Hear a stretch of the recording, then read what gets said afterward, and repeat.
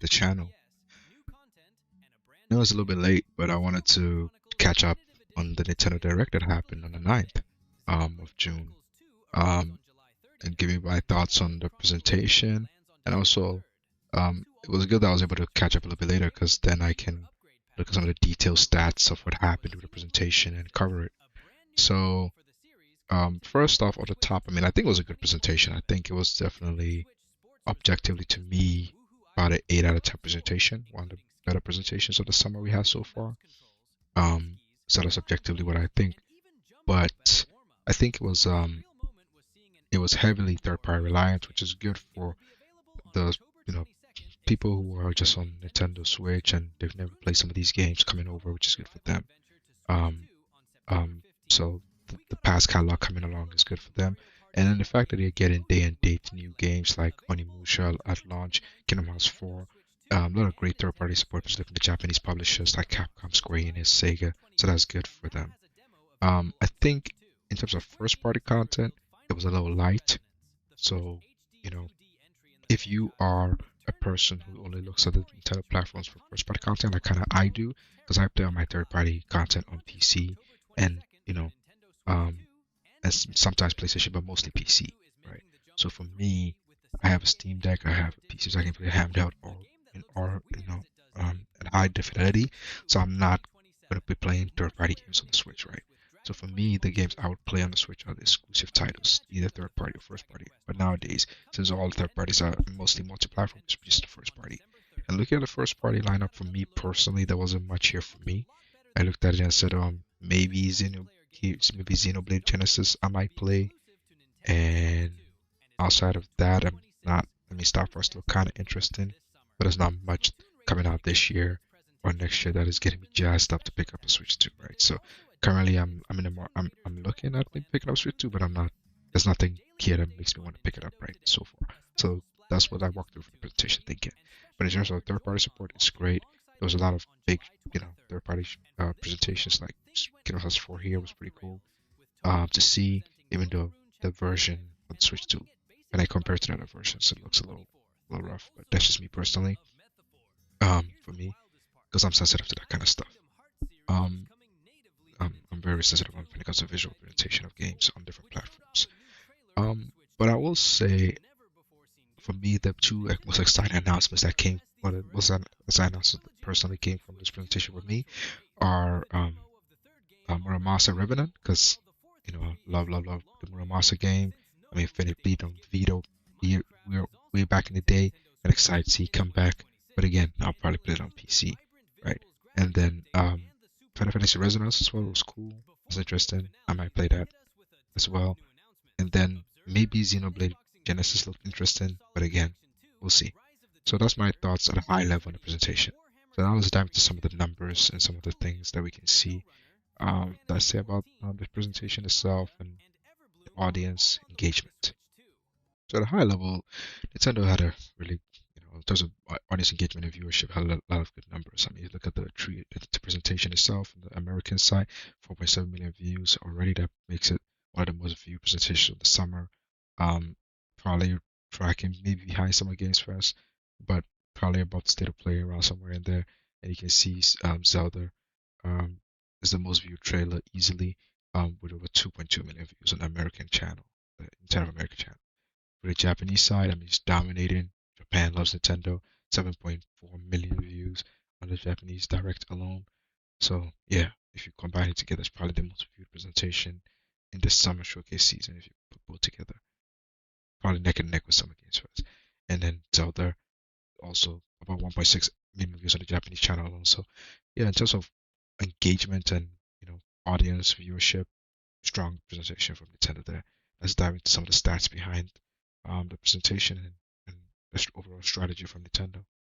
So, using some of the numbers, some stream charts, and other analytics firms, we can kind of gauge how the Direct did in terms of peak viewership. And right now it's at 3.78 peak million views. That would put it about number two in terms of the most viewed of the showcase season, behind Summer Games Fest and above State of Play, which I think was a 3.2 million peak. So Nintendo, very strong numbers from viewership side. Average number of views is pretty good, 2.7 million. and over 1,800 unique channels, and the numbers watched around 3 million. Now, it's fair to say this show was a little bit behind other shows. It was the last presentation, so some of the total hours might be a little bit behind, but that's because it has less time on the on the channels. So that was this presentation about the third most peak viewed Nintendo presentation, following the E3 2021 presentation and the ginormous, Switch 2 showcase, right? The 6.3 million peak viewers, and that makes sense because that was the debut of a brand new console, the first time in Nintendo's um, direct format. So yeah, that had a monstrous views. So overall, good for Nintendo. I mean, great YouTube presence of the presentation that was mostly viewed on YouTube. Makes sense. 85% of the show, with its 1.7 million concurrent views in Japan alone, which is crazy. About 3 million total hours, which is great. And peak viewership we covered already. So if you look at Nintendo's strategy, you know, they are currently in the cross-gen period, right? So they have the Switch 1 they're supporting and the Switch 2 they're supporting, which makes sense because they have 130 million-ish monthly active users with about 154, 55-ish Switch consoles sold and about 20 plus million Switch 2 consoles sold. So it makes us support the previous platform, right? And it might annoy some fans, but that makes sense. So right now they're supporting Switch 1. They have games coming like Rhythm Heaven Groove, the Switch Sports Resort game, which is actually also Switch 2, but I think it's also a cross-gen game. And you have Hello Kitty Park Land as well. And for Switch 2, you have games like Duck Splash, which we didn't really see much of, so it's hard to say how big that is. It's a FromSoft multiplayer game, which should be big, but the way they showcase it, it makes it seem like um, it's a little bit like the Elden Ring expansion that came out recently, the multiplayer one. So the Elch Tree, I think it is. So maybe Shadow of the Earth Tree, maybe that's kind of what it is. Um, so we'll see more about that. We'll see. But Mother Fantasia coming to the platform about 2 years after it launched. That's cool. And then Xenoblade Genesis was one of the big new reveals alongside Zelda that was shown at this presentation, coming along for Switch 2 next year.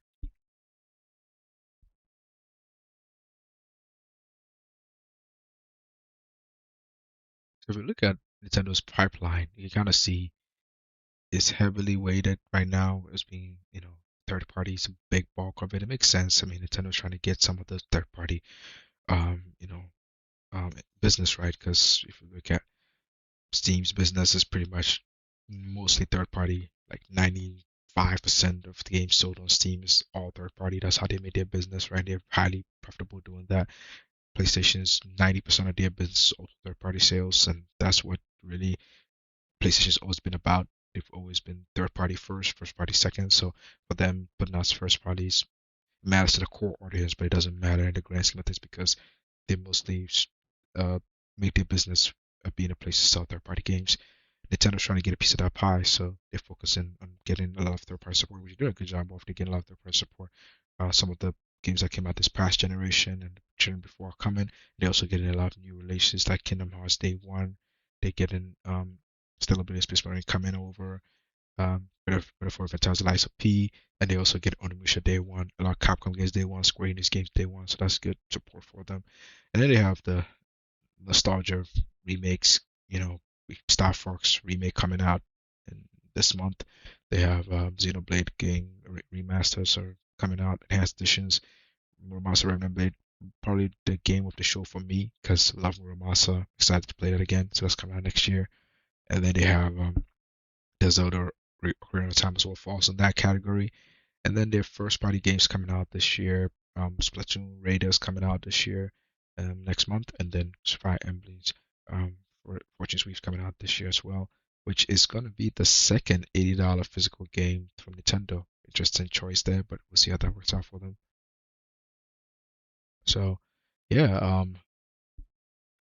basically, you know, a lot of different types of games come in. They have the HD 2D type of games like the new Final Fantasy Resonance come in, upgraded ports, which is part of their pipeline, the full remakes like Ocarina of Time, um, and then legacy sequels as well come in. So a lot of different types of games come to the platform. And if you look at um, the different types of games that were revealed at this presentation, the audience had different reactions, right? So like a lot of people saw, you know, um, Ocarina of Time and Ocarina House 4 very hyped. A lot of engagement, a lot of big. These are the big, some of probably the two biggest uh viewed videos on the presentation, and a lot of people were like, yes, but only a teaser for Kingdom Hearts. So, I mean for Zelda. So we'll see how that looks in gameplay. Kingdom Hearts, yeah, it's coming along, but it's still no release date, so who knows when that game is coming out. And then they have switched Force Resort and Splatoon Raiders, and it's like, yeah, they were there. The Switch Sports looked interesting, but it's like a thumb wrestling 4 minutes. The audience was like a little like on that, down on it, meh. And then Splatoon Raiders is like, yeah, there's a lot of gameplay, but it kind of just, I don't know if it's like me or maybe from what I can see, it doesn't look like people are super excited about that game. So we'll see how that goes. I mean, I'm sure there's some Splatoon fans, but yeah, like the general audience is kind of like a little bit meh on that game right now. So yeah, the direct, at least from the metrics I can see and from the community engagements and ratings, it seems a little split from some of the videos I've seen. Um, the positive part is like a lot of JRPGs. If you like JRPGs, you're eating good. I mean, you get Xenoblade Genesis, you get Fire Emblem, you get Final Fantasy Resonance, Kingdom Hearts, you're doing great. And then third party support is strong on the Switch too, so that's great. So finally you're getting that. So that's the positive side. Negative side is some people are like, the presentation itself wasn't that exciting, pacing, padding, and a lack of Nintendo first IP, strong big games coming out for this year. And next year looks like Pokemon is there, but so far it's feeling the same a little bit. So yeah, I mean, you just got a Zelda remake, but that's pretty much about this big flagship again this year. So Switch 2 has been interesting. It's been high performing in some regards. 60 frames. Sometimes you get some unlocked frame rates like games like Stellar Blade. The Capcom gives unlocks of performance waivers, 30, 40 frames. So I think we kind of know the Switch 2. It's kind of straddles a line between the PS4 and PS5, maybe PS5, PS4 Pro-ish. So 30 frames, current gen games are common. Uncapped to 40 are common. 60 frames is possible for indies, but that's kind of where it is, and that's fine. I think a lot of Nintendo areas are mostly okay with that. If you're someone who has any other platform, like a PS5, an Xbox, or a PC, you most likely will play your third-party games there. So just depends on what you kind of are. There are some bright spots though. I mean, Lies of P and Dustblood looks like they might have 60 frames. So there are some games that can do that. Just depends on the game and how CPU limited it is, right? Yeah, so right now Nintendo has been like over indexing a little bit on legacy nostalgia IPs. I mean, um, so last year there was the two big games which were um Donkey Kong um Bonanza, Mario Kart World, which are new games, and then you had the Kirby Air Riders, which is like a remake this year. The big game looks to be another remake Zelda and a remake of Star Fox. So indexing against that. But then, we'll see right now where that it seems like this is more like a cross-gen strategy. Get some remakes out there, bring a lot of ports over from Switch 1, enhance them, and get your third-party support. And then the big brand new IP games from first party coming down the line. So we'll see maybe hopefully some of that starting next year. But yeah, that's currently looks like what Nintendo's strategy is. So now that we've talked about Nintendo's presentation, the metrics, and the sentiments, I wanted to talk a little bit about overall the Summer Games Showcase season, what we kind of saw, some analytics behind it to kind of give us an idea of where we are. So if you look at this graph they didn't get a chance to add the Nintendo peak viewership in there, but if you add that in there, that was about 3.78 million peak views, so that will put it as the second um, most you know most peak viewership show, right? So that's pretty good.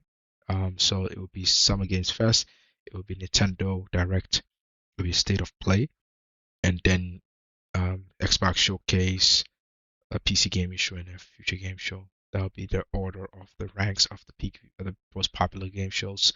So, not bad, not bad. I mean, that's fine. I mean, if you ask me objectively to rate these presentations overall, personally, I think the Summer Game Fest probably the best one because there was more games there that I was more interested in. And then probably after that it'll be Nintendo Direct and Xbox Showcase are probably close neck and neck for me in terms of objectively what they had, but it was probably more the Xbox show that I would kind of play as opposed to Nintendo show, but it's kind of close.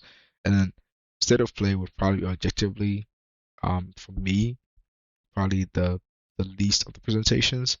But my favorite game of the show, my game of the entire show is God of War Laufey, and that's the gun game I keep going back to and rewatching reactions and videos about. So game of the show is from a State of Play, but it's a present presentation overall. I think it wasn't. It was probably the fourth best presentation out of the top, the big four presentations for me personally. And then you can round it up with PC Gaming Show, Future Gaming Show after that.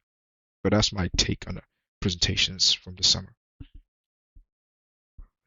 So this is analytics that was done post presentation that kind of ranks all the games that were announced and revealed across their trailers, their press coverage and community engagement, and put them in an index. And this was done on the 11th, so only 2 days after the Nintendo Direct, which may cut a little bit of the Nintendo engagement a little bit short, but this is what we have as an objective comparative metrics index.